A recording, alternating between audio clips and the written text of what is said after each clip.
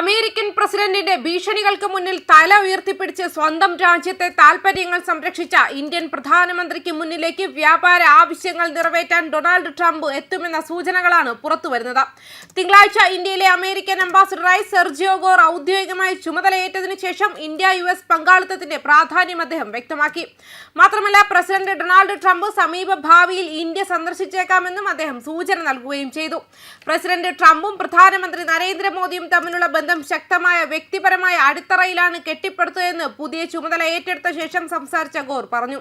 President ട്രംപിനൊപ്പം ഞാൻ ലോകം മുഴുവൻ സഞ്ചരിച്ചിട്ടുണ്ട്. പ്രധാനമന്ത്രി മോദിയുമായുള്ള അദ്ദേഹത്തിന്റെ സൗഹൃദം യഥാർത്ഥമാണെന്ന് എനിക്ക് സാക്ഷ്യപ്പെടുത്താൻ കഴിയും. ഇരു രാജ്യങ്ങളും തമ്മിലുള്ള ബന്ധം ഏറ്റവും ഉയർന്ന രാഷ്ട്രീയ തലത്തിൽ ഉറപ്പിച്ചിരിക്കുന്നുവെന്നും അദ്ദേഹം കൂട്ടിച്ചേർത്തു. യഥാർത്ഥ സുഹൃത്തുക്കൾക്ക് വിയോജിക്കാം, പക്ഷേ അവർ എപ്പോഴും അവരുടെ വ്യത്യാസങ്ങൾ അവസാനം പരിഹരിക്കുമെന്നും അദ്ദേഹം അഭിപ്രായപ്പെട്ടു. ഇന്ത്യ ഒരു സുപ്രധാന തന്ത്രപരമായ പങ്കാളി എന്ന് വിശേഷിപ്പിച്ച അംബാസഡർ അഗാധമായ ബഹുമാനത്തോടെയും ഉഭയകക്ഷി ബന്ധം കൂടുതൽ ആഴത്തിലാക്കാനുള്ള വ്യക്തമായ ഉത്തരവുമായാണ് താൻ എത്തിയതെന്ന് പറഞ്ഞു. ലോകത്തിലെ ഏറ്റവും പഴക്കമേറിയ ജനാധിപത്യ രാജ്യവും ലോകത്തിലെ ഏറ്റവും വലിയ ജനാധിപത്യ രാജ്യവും തമ്മിലുള്ള പങ്കാളിത്തമാണിതെന്ന് വിശേഷിപ്പിച്ച ഗോർ ഒന്നിലധികം മേഖലകളിലൂടെ ബന്ധത്തെ അടുത്ത ഘട്ടത്തിലേക്ക് കൊണ്ടുപോകുക എന്നതാണ് തന്റെ ലക്ഷ്യമെന്ന് പറഞ്ഞു.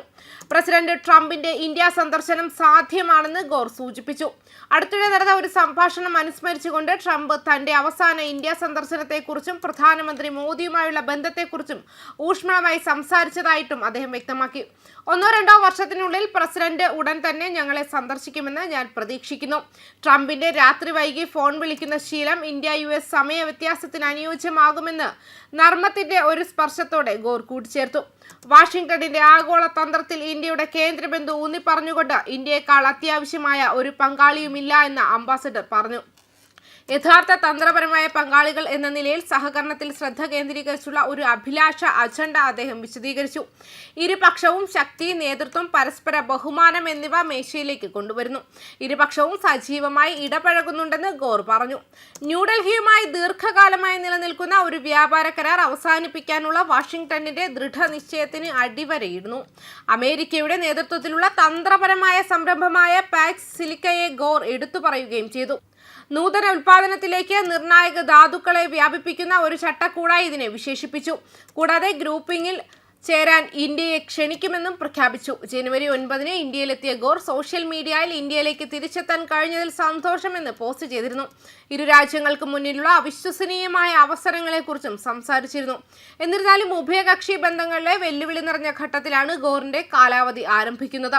പ്രതിരോധം, നൂതന സാങ്കേതിക വിദ്യ, കൃത്രിമ ബുദ്ധി, അർദ്ധചാലകങ്ങൾ, ഫാർമസ്യൂട്ടിക്കൽ, നിർണായക ധാതുക്കൾ എന്നിവയുൾപ്പെടെ നിരവധി സഹകരണ മേഖലകൾക്ക് സമീപകാല മാന്ദ്യത്തിനു ശേഷം പുതിയ ആക്കം ആവശ്യമാണ്. വ്യാപാരവും താരിഫുകളും ഇപ്പോഴും ഒരു പ്രധാന സംഘർഷ വിഷയമായി തുടരുന്നു. കഴിഞ്ഞ ആഴ്ച president Trump Russian crude oil വാങ്ങുന്ന രാജ്യങ്ങൾക്ക് ഉയർന്ന തീരുവ ചുമത്തുന്ന നിയമനിർമ്മാണത്തിന് അംഗീകാരം നൽകി.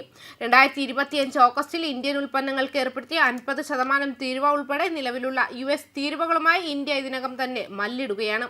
ഒരു ഭാഗം റഷ്യയിൽ നിന്നുള്ള ഇന്ത്യയുടെ ഊർജ്ജ ഇറക്കുമതിയുമായി പ്രത്യേകമായും ബന്ധപ്പെട്ടിരിക്കുന്നു.